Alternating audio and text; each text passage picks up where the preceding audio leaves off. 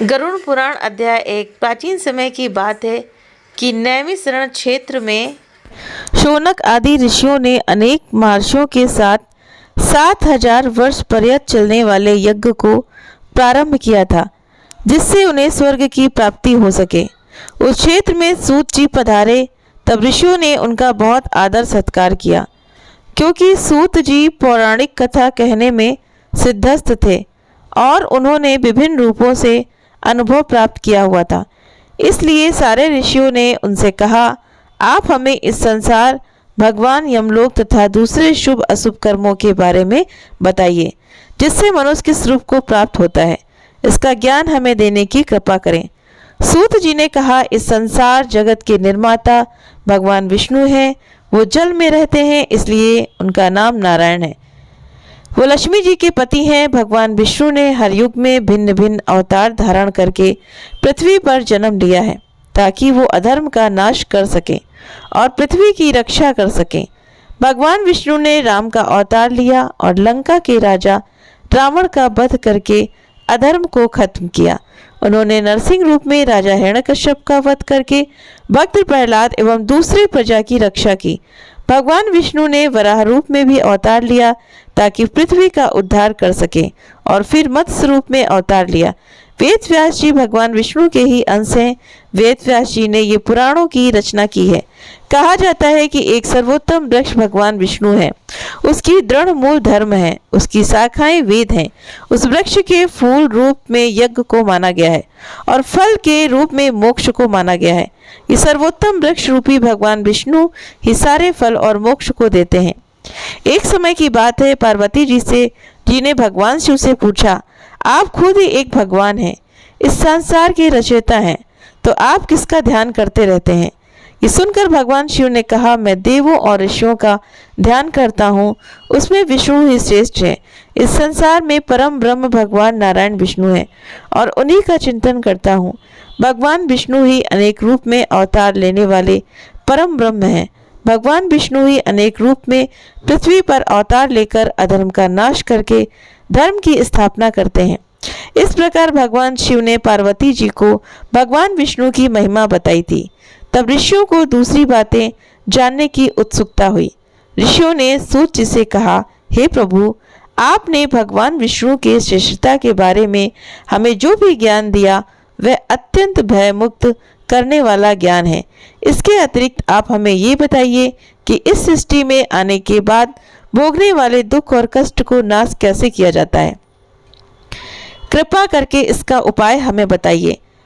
आपके पास इस लोक और परलोक के दुखों का निवारण करने का ज्ञान है। हम ये जानना चाहते हैं कि यमराज के मार्ग तक पहुंचने में मनुष्य को किस प्रकार की मुसीबतों का सामना करना पड़ता है। सूत जी ने कहा, एक समय पर गरुड़ जी ने भी ऐसा प्रश्न भगवान विष्णु से किए थे। उस समय भगवान ने जो भी ज्ञान दिया था, वो ज्ञान मैं आप लोगों को दूंगा। यम का मार्ग बहुत कष्ट वाला है, किंतु आप अगर अपने कल्याण के लिए ये जानना चाहते हैं तो मैं आप लोगों को इसके बारे में बताता हूँ।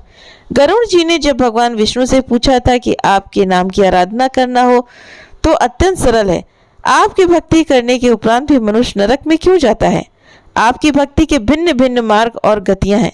फिर भी मनुष्य जब आपकी भक्ति से वंचित रह जाता है तो उसे ये दुर्गम मार्ग कैसे मिलता है और इसके कष्ट क्या हो सकते हैं?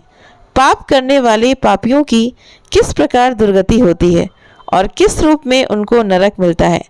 आप मुझे कृपा करके बताइए। ऐसा पूछने पर भगवान विष्णु ने गरुड़ जी से कहा, हे गरुड़, मैं तुम्हें यम के मार्ग का ज्ञान देता हूँ। इसी मार्ग से पापी लोग यमलोक को प्राप्त करते हैं। इसका वर्णन अत्यंत भयानक है। जो मनुष्य उग्र स्वभाव के होते हैं, धन और मर्यादा का ज्ञान जिसमें नहीं है, जिनको संसार में मोह माया है, वो मनुष्य अपवित्र होते हैं और वही नरक लोक में जाते हैं। दानवीर मनुष्य मोक्ष को प्राप्त करते हैं और पापी लोग कष्टपूर्वक यम की पीड़ा भोगते हुए नरक में जाते हैं। दुष्ट और पापी लोगों को इस संसार में किस प्रकार के दुख मिलते हैं, उनकी मृत्यु किस प्रकार होती है, उसका ज्ञान मैं तुम्हें देता हूँ।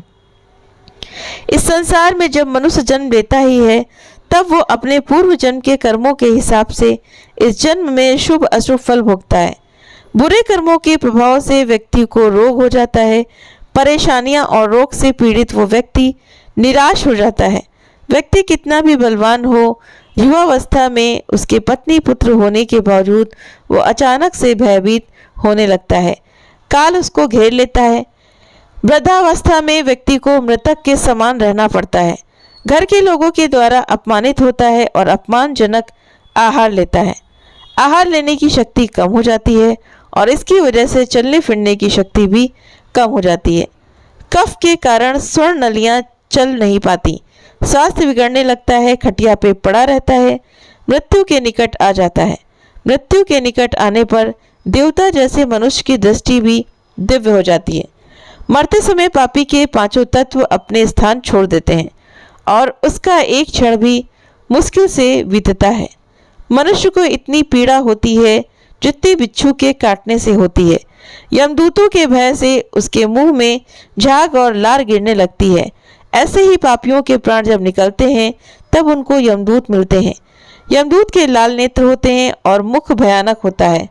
उस समय यमदूत अत्यंत क्रोधित होते हैं और उनके हाथ में पाश और दंड होता है और वो दांत को पिसते हैं।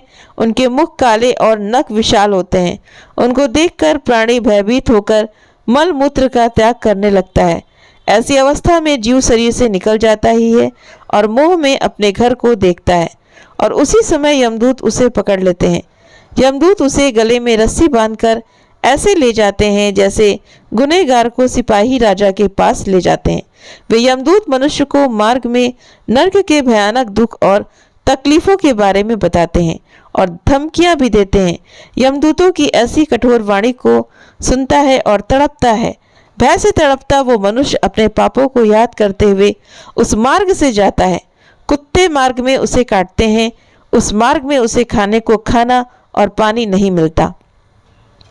सूर्य की तेज गर्मी में चलना पड़ता है। यमदूत उसे मार्ग में कोड़े से मारता है और घसीट कर ले जाते हैं। इस प्रकार अत्यंत पीड़ा सहकर वो अंधकार में यमलोक में पहुंच जाता है। वहां उसे उसके पापों का फल मिलता है। यमराज उसे घोर नरक की यातना देकर फिर से मनुष्य लोक में भेजते हैं। अपने पुत्रों द्वारा दिए गए पिंड और दान को वो जीव खाता है और फिर भी पापी जीव होने के कारण उसकी तृप्ति नहीं होती।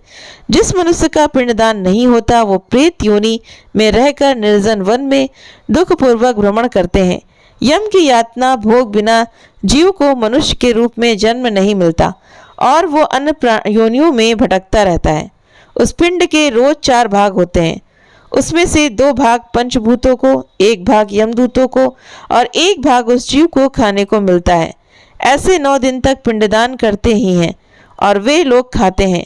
जब मनुष्य का शरीर जलाते हैं उसके बाद उनके पुत्र जो पिंडदान 9 दिन करते हैं उसे उस जीव को 10वें दिन देह मिलता है। वो जीव को देह आकार यमलोक मार्ग में अपने कर्मों का के अनुसार भोगना पड़ता है। अब किस तरह से 10 दिनों के पिंड से शरीर बनता है उसे बताता हूँ।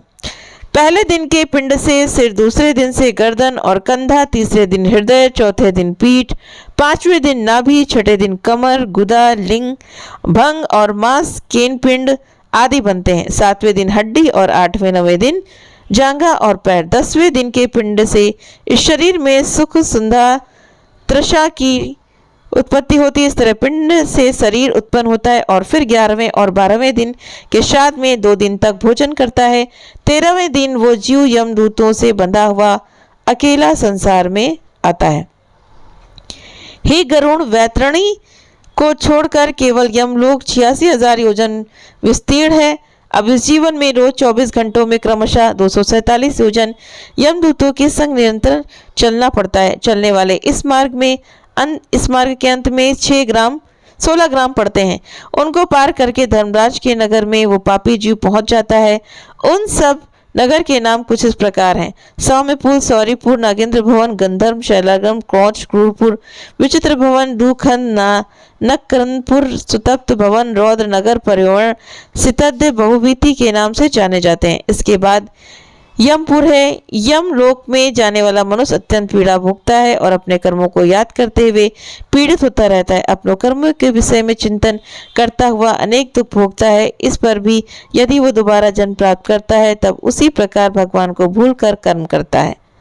तो ये गरुड़ पुराण का पहला भाग है और इससे हमें बहुत कुछ सीखने को मिलता है कि किस तरह से मनुष्य को यातनाएं झेलनी पड़ती हैं जिस तरह से वो कर्म करता है। तो इसीलिए अच्छे कर्म करिए ताकि हमें यम की मार सहनी ना पड़े। वीडियो पसंद आया तो वीडियो को लाइक करें, चैनल पर पहली बार है तो सब्सक्राइब करें।